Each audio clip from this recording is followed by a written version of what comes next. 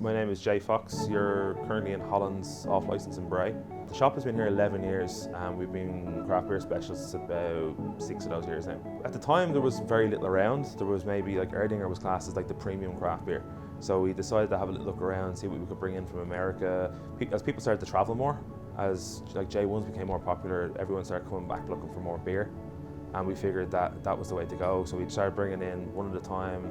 Slowly it built, then the Irish beer scene kind of took off and Irish breweries started doing their thing, and then everyone wanted a new Irish brewery, and we just figured that it was a market that was really appealing. It's constantly changing. I know a little bit about craft beer, yeah. To be honest with you, I only heard it when you just mentioned it there a few minutes ago. I drink a lot of craft beer, that's what you want. I got into craft beer 22 years ago when I lived in California. When I was younger, I drank beer for a while, got really bored, decided to drink whiskey. That became an issue, so I decided, hey, let's try out some craft beer. So, because I've always heard good things. What's happening now, it's about time. It's been waiting to happen. It's been popular in America for over 2 decades, so. I'm Barry, I'm one of the 3 brothers who set up Old Brother Brewing. Old Brother Brewing is our microbrewery here in Kilcool in County Wicklow. We've been up and running now about just over a year. 18th of December last year we got the first beers rolled out of the brewery, so just over a year now. There's a huge amount of challenges, I suppose, involved in setting up any business. Finance, obviously, setting up a brewery is hugely capital intensive, so you do need quite a lot of money. Finding the right kind of people as well who are willing to kind of put everything on the line really and commit everything to making it work, and thankfully I've 2 of my brothers, so I can trust them implicitly. We've all left our 9 to 5 secure jobs to commit to making this big success and follow our dream, as it were. The term craft beer has a lot of different interpretations. For me, craft beer is about the emphasis being on the beer designed to be the best possible beer it can be, using ingredients, the best possible ingredients, the best processes to make the beer the best it can be, rather than targeted to a particular market or to sell the biggest number of volume. Or craft beer is really about independent people passionately brewing the best beer that they can possibly brew. I think beer festivals are great to get people to learn about breweries, B, meet the brewers and see. It's a great way for a brewery to try win someone to their brand. This is the 4th year of the Alltech Craft Brews and Food Fair. We first brought it to Ireland in 2013. So who is Alltech and why do we run a craft beer fair? Well, Alltech is an animal health and nutrition company, and it's run by our founder and president, Dr. Pierce Lyons. And he is an actual master brewer and distiller himself, and he was one of the first Irishmen to ever achieve a formal degree in brewing and distilling. During the 1990s, Dr. Lyons decided to invest in a small brewery in Lexington in Kentucky, and from there it's blossomed. And in 2013 we decided to bring a craft brewing event here to the city of Dublin, and it was such a success that we decided to run it as an annual event. Well, my name's Emma. I own Rascal's Brewing Company. Myself and my partner set it up nearly 2 years ago, based out in Rascal, County Dublin. Myself and my partner Cathal, we met in New Zealand in 2009. Craft beer scene was really kicking off there at the time. We were really into going to all the different craft beer bars, trying all the different beers, discovering new styles, hops, flavours. So that made Cathal want to start homebrewing, so we started homebrewing over there. When we moved home, we bought some more homebrew kit, and I started taking more of an interest then. Festivals like this are great for us. The Alltech Festival, you can get thousands of people through the door, people really see your brand, so it's quite important for us to have these festivals. It's exposure. I mean, it's kind of hard to measure, you can't directly measure how successful was that. We would hope to break even, that's the main goal. Selling wise, you don't want to lose money by coming here, but you're going to put it down to marketing and exposure, and it's not exactly hard work, it's good fun. So we have no problem going around and having a few stops ourselves, it's not completely professional, shirt and tie, it's fun, it's a laugh.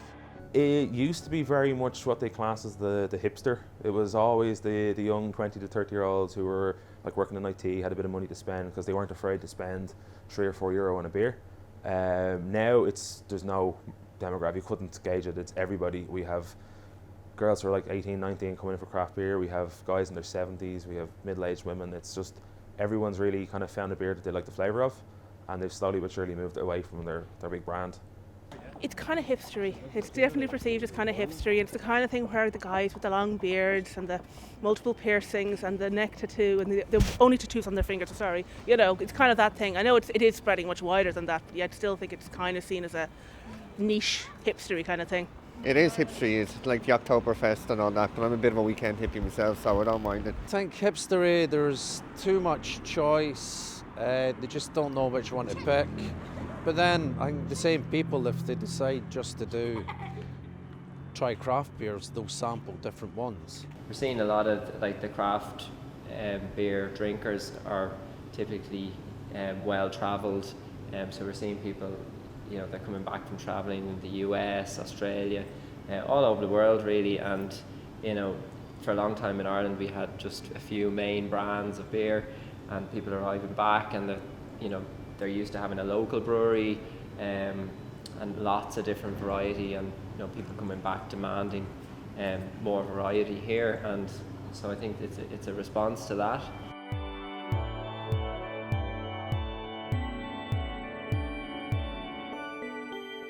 Hi, I'm Dan. I'm a National Account Manager for Black Sheep Brewery based in North Yorkshire in England. People don't normally start off drinking craft beer. You drink, you know, the likes of, you know, Budweiser and standard lagers. Then once you get used to once you try a more hoppy beer, a craft beer, you know, once you've had 2 or 3 of them, you get used to that hoppy flavour. If you then try going back to drinking the likes of your standard lagers, you actually, you know, there's something missing, you struggle to drink them.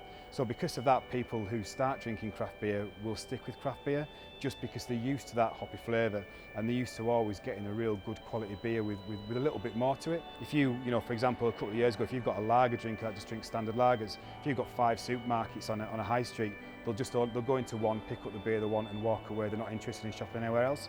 If you've got a craft beer drinker, if there's 4 craft beer shops on a street, they'll actually stop in every single one just on the off chance, on the hope that there'll be something new, which is brilliant for retailers, it's brilliant for consumers, and it's brilliant for breweries, so it's a win-win situation all year round. We're growing in the Irish craft beer community. There's not too much of us, but we're starting to get there. We're mostly known for our whiskies and our, you know, Guinness. Oh yeah, it's crazy. There's so much stuff out there these days. Like everywhere. You could get someone a gift pack of like 12 different beers and they could all be Irish. And you'd never heard of any of them before. See, we have a lot of Irish craft beers. Like I work in a super value, and I keep seeing more and more Irish craft beer opening up, and ciders. Well, I know that there's a brewery in Brew now, the Wicklow Wolf. And apparently they're doing very, very well. My name is Dean McGuinness. We have been importing beers through our company Premier International Beers for about 28 years into Ireland. With a few other people in the industry, we lobbied quite extensively to get the tax laws changed for Irish microbreweries.